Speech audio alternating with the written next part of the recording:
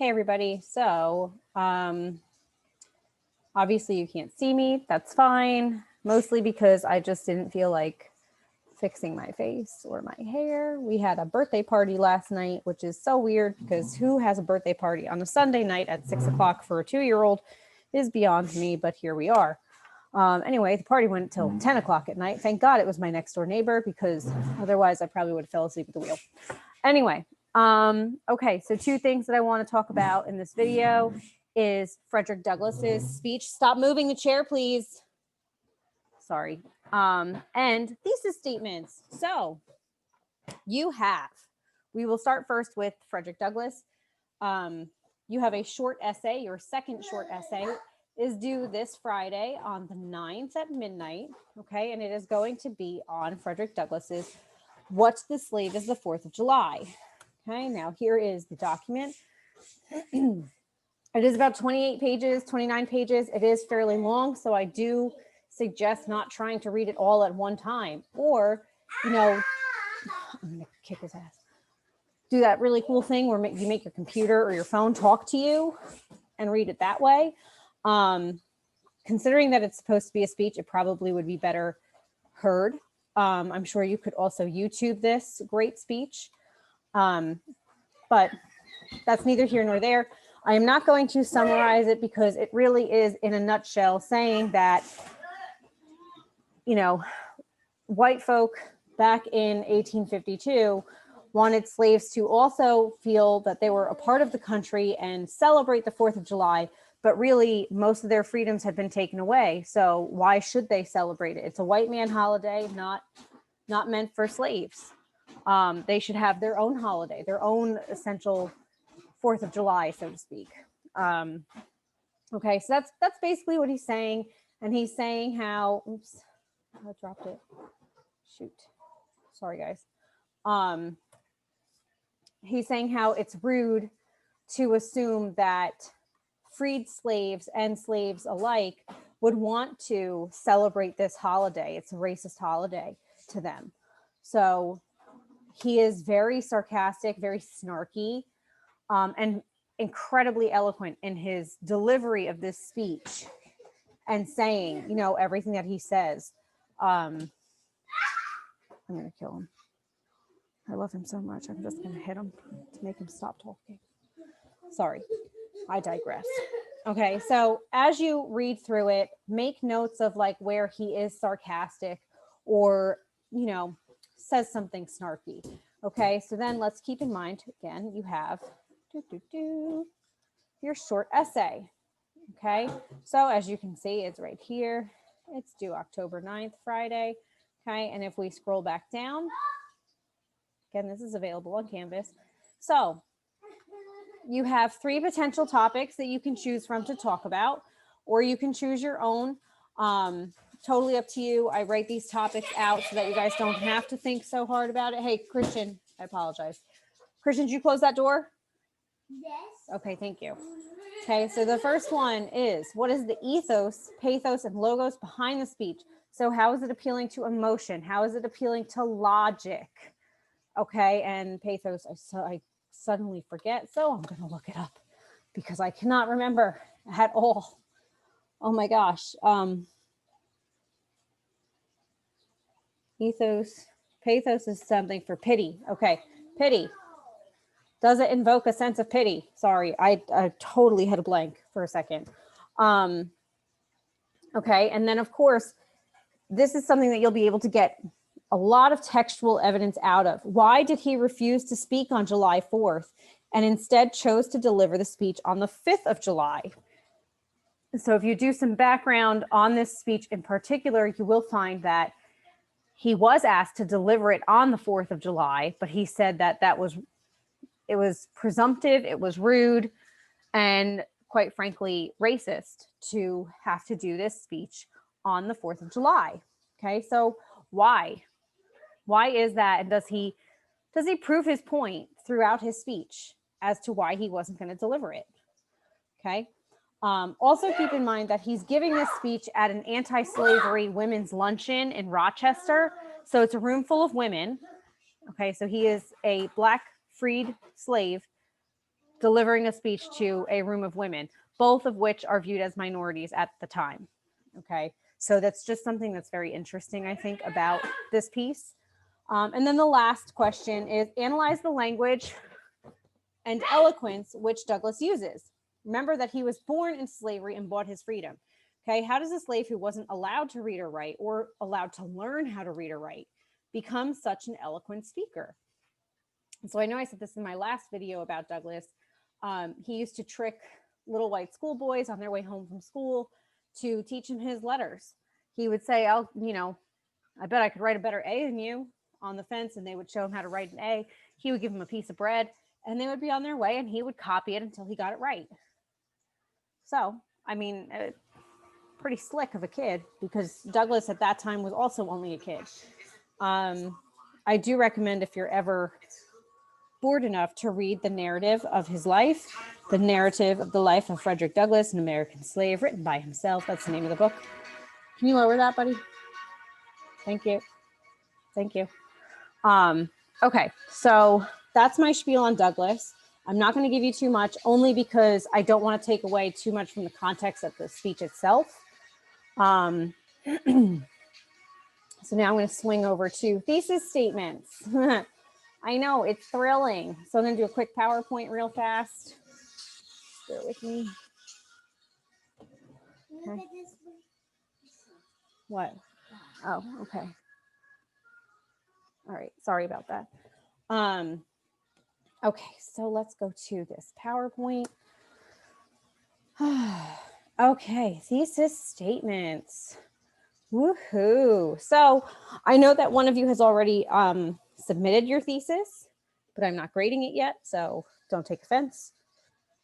I wanted to make sure I got this out there, because then what if you chose to take it back and redo it? You never know. Okay, so a thesis statement. What is it? It makes a claim that others might dispute. So that means that it is arguable and or controversial. Okay. So it tells the reader how you are going to interpret the significance of a subject matter under the discussion being the paper itself. Okay.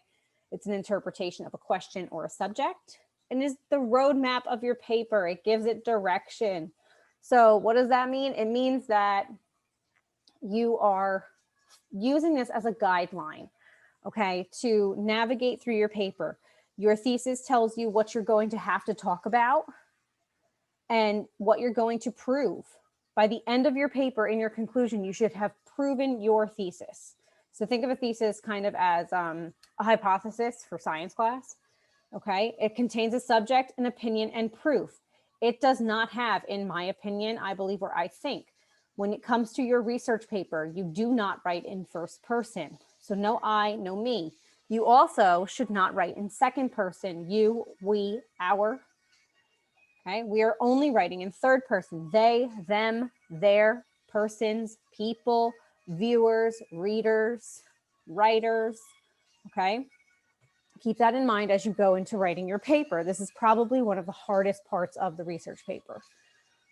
Let's move on.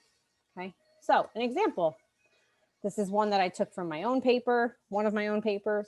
Emily Dickinson used events from her life to better compose and contribute to her poetry. The many deaths throughout her life contributed to her style of writing, and perhaps most notably, her symbolism of death found in a multitude of her poems. Okay, so now, what's the subject? If you chose Emily Dickinson, you're right. Okay, what is the opinion?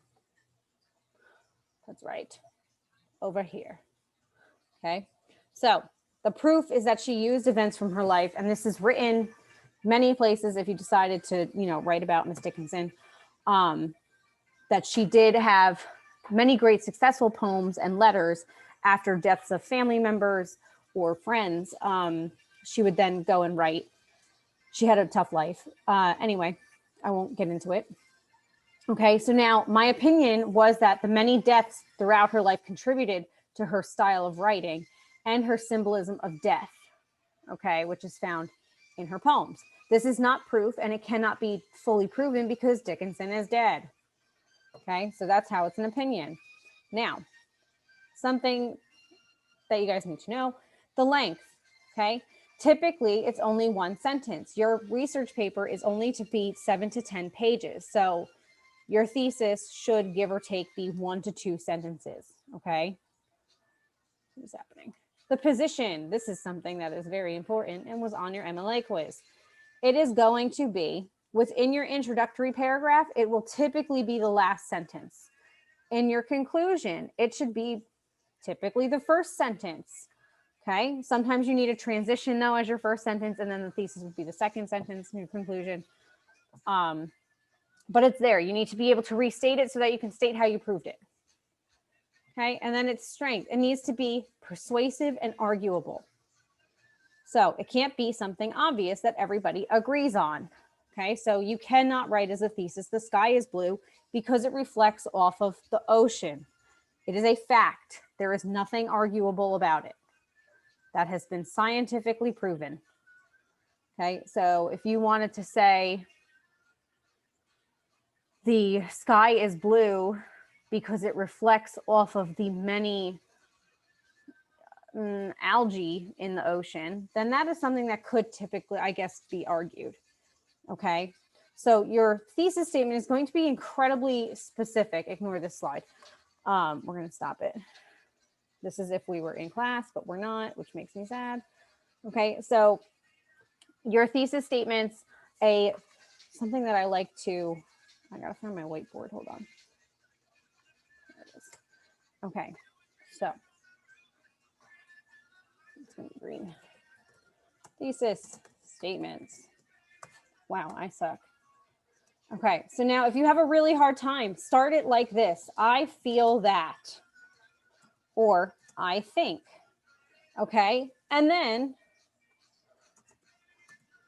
write your thesis. Then what you're going to do, okay, we're gonna copy and paste this real fast because I'm OCD. So then you will have your thesis and you can take off or drop the I feel or I think. And if it still has your opinion in there, then you have a successful thesis statement, okay? Now, I do not expect your thesis statements to be perfect, obviously. I just really want something that does not have first person in it. And if whatever I think you guys need help with or what direction, I'm going to make comments on it. So just keep that in mind. I only need, we're gonna put this over here now. I'm gonna change my font, Rutgers. Okay, so thesis statement to hand in. Okay, it is 1 or 2 sentences. Please do not send me an entire paper. I am not reading your whole paper right now. I mean this in the nicest way, but I just don't have the time. Okay, I spread these things out on purpose. And with my other classes, I just don't have the time to read a full paper. So I just want 1 or 2 sentences, okay? Please remember to put your name at the top. I shouldn't have to say that, okay? And then your thesis statement itself, okay? And then I'm going to write whatever I think, if I have a question about it, if I want you to push it further, something of that nature, you'll see, don't worry. This is either you do it or you didn't. It is not a grade out of 100. Okay, so it's either you completed the assignment or you didn't. So don't fret on that. I think that's about all that I wanted to talk about with you guys. So with that being said, I'm going to let you guys go. Have a good rest of your week. Oh, don't forget your thesis statement is also due by midnight on Friday, the 9th. Okay, so you have 2 things due this week. The thesis statement is typically a little easier to do. Usually you can get that done a little faster. So I would get that in as soon as you can. Otherwise, both things are due Friday at midnight. Okay, and I will talk to you guys later. Have a great week. Bye, guys.